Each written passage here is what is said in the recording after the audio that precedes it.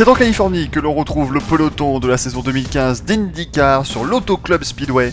Pour la deuxième course de 500 miles de la saison après Indianapolis, dès les essais libres, il y avait déjà du grabuge avec James Jakes dans la voiture grise qui malheureusement perdait son moteur Honda.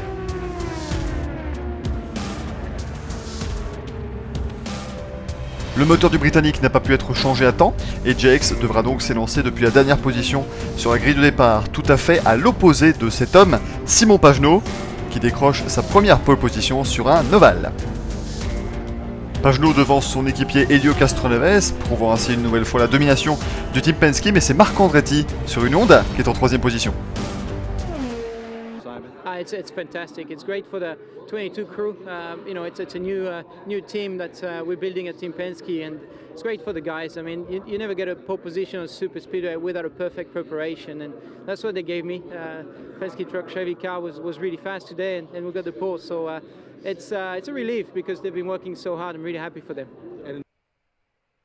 Et c'est donc un samedi à 13h30, un horaire pas toujours idéal en Californie, que la course va donc se dérouler. Heureusement, il y a pas mal de nuages qui nous accueillent sur cet Auto Club Speedway, ce qui va permettre de faire baisser un peu la température. C'est parti avec Simon Pagenaud en tête. Marc Andretti prend directement la deuxième position devant Helio Castroneves, Ed Carpenter et tout le reste du peloton pour cette course de 500 miles, 250 tours à parcourir. On voit un très bon départ de la voiture bleue de Tony Kanaan et directement un sacré paquet qui se forme. Caméra embarquée avec Kanaan justement. Derrière lui, c'est son équipier Sage Graham qui va attaquer maintenant à l'extérieur, côte à côte. Les deux voitures du Chip Ganassi Racing, bataille pour la tête ici.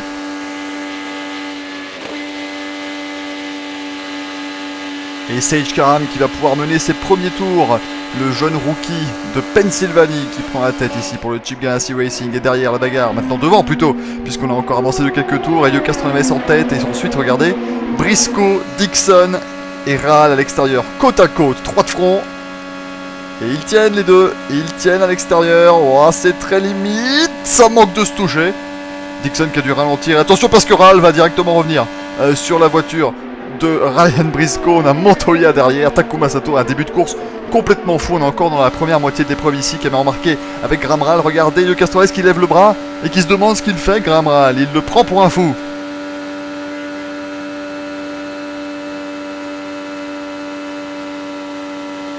Et donc Graham Rahal qui s'est lancé en toute fin de peloton et maintenant bien, il se retrouve à se battre pour la tête de l'épreuve avec Helio Castroneves. Ça ne va pas durer parce que regardez, Castroneves qui part en tête à queue après un contact avec Ryan Briscoe et Will Power, 136e tour de course, première neutralisation. Et Castroneves va-t-il éviter le mur? Non, il tape le mur. Helio Castroneves, malheureusement, les dégâts semblent minimes. Alors on voit ici Kanaan qui est passé juste devant son homologue brésilien et puis derrière bien les deux Australiens qui ont pris en sandwich Helio Castroneves. Et quand même le bon point, eh bien la voiture n'est pas partie dans les airs. On le voit ici, le tête à queue, et Juan Pablo Montoya, leader du championnat, qui évite de très peu le pire.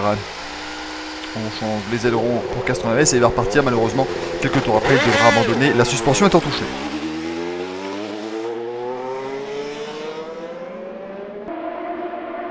Et on repart au 158e tour de course avec Will Power en tête, Graham Rahal qui va à l'extérieur.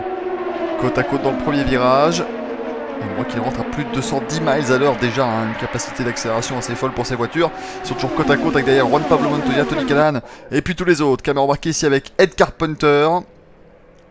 Avec Montoya devant, il perd l'avant de la voiture et malheureusement contact avec Joseph Newgarden, les deux équipiers du CFH Racing, le Carpenter Fisher Hartman Racing. Et bien voilà, c'est malheureusement l'abandon après un doublé à Toronto. Et on revoit Carpenter qui donc bien simplement perdu l'avant de sa voiture et malheureusement pour lui, son équipier était là. On va écouter l'américain de la voiture numéro 20.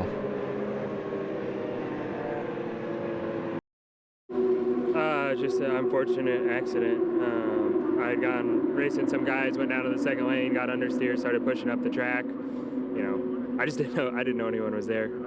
My spotter was telling me there was someone on my inside, so I thought the outside was clear, so I just came up the track and lo and behold, take out my teammate. Pretty awesome. Au 167e tour, c'est Carlos Munoz qui relance la meute avec son équipier Marco Andretti qui va attaquer directement. Puis derrière, c'est Tony Kanaan, Simon Pagenaud, Graham Rahal et le reste du peloton.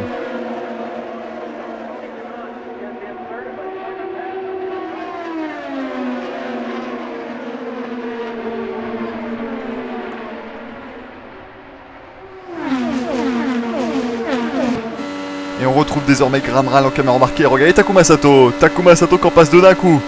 Dans le virage numéro 4. Il passe Tony Kanaan et Graham Rahal. Donc ils sont très justes là, côte à côte. Oh, attention, ça manque de se toucher. Attention avec Hunter à l'extérieur. 3 de front, et oui. Il faut relâcher l'accélérateur Graham Rahal en effet. Mais l'Américain se retrouve vite à nouveau aux avant-postes. Regardez, Will Power, Carlos Munoz côte à côte et Rahal à l'extérieur. 3 de front. C'est ce qu'on aura vu de manière quasiment normale pendant cette épreuve ici. Le MAV TV 500. Attention, Rahal qui va se remettre dans l'aspiration ici. Et il redéboîte à l'extérieur. Oh, c'est très juste. Regardez-moi ça. Quelques centimètres les séparent à 350. Et regardez Takuma Sato. Sato à l'intérieur qui passe tout le monde. Ça manque de se toucher entre Rahal et Munoz. Incroyable Takuma Sato en 4 de front pour passer de la 4e à la première place.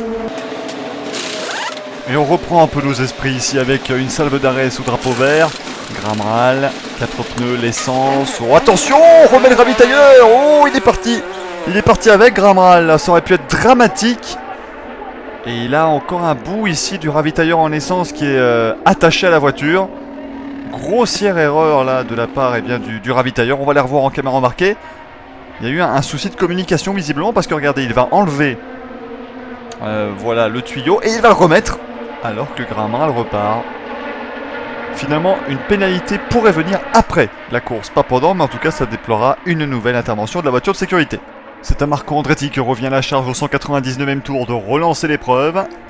Avec Juan Pablo Montoya en deuxième position, la bagarre entre Will Power et Scott Dixon et puis 3 fronts déjà avec Ryan Hunter et la voiture jaune à l'extérieur. Ça fait plaisir de revoir le champion 2012 d'IndyCar et vainqueur des 500 miles d'Indianapolis l'année dernière aux avant-postes parce qu'il connaît l'une des pires saisons de sa carrière, très clairement.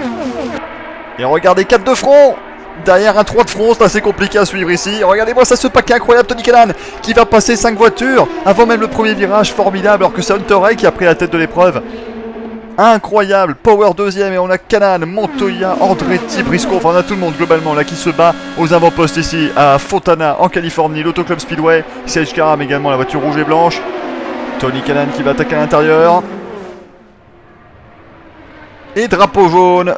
On voit un débris, c'est bien le pare-choc arrière gauche de la voiture de Carlos Munoz. Et on va le revoir ici, il y a eu un très léger contact avec Scott Dixon qui n'a pas eu de soucis visiblement à l'aileron avant, mais il a arraché le pare-choc de Munoz. 227e tour, c'est désormais Will Power qui est aux commandes devant la foule plutôt peu présente dirons-nous. À Fontana malheureusement, mais comme on vous l'a dit, l'heure de départ n'était pas vraiment parfaite. Regardez-moi ça, déjà 4 de front. Et Graham Rahal qui reprend la deuxième position, il était dans le fond de peloton après son souci.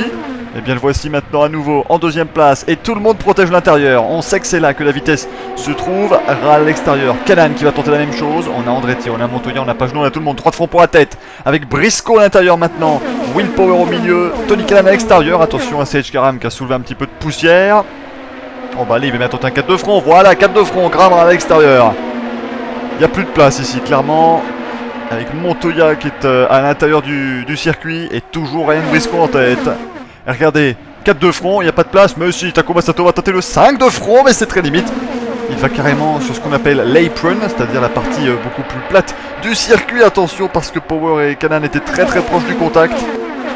On se demande comment ça va pouvoir tenir, ça ne peut plus contact, attention. Will Power, Takuma Sato dans le mur, à 9 tours de la fin. 241e tour de l'épreuve, gros accident pour Will Power et Takuma Sato, il fallait que ça arrive. C'était une course splendide pour les deux pilotes, mais là voilà, malheureusement le contact, ils vont bien. Mais la direction de course va être forcée de sortir le drapeau rouge pour nettoyer les débris et ainsi essayer de donner à ses fans une arrivée sous drapeau vert.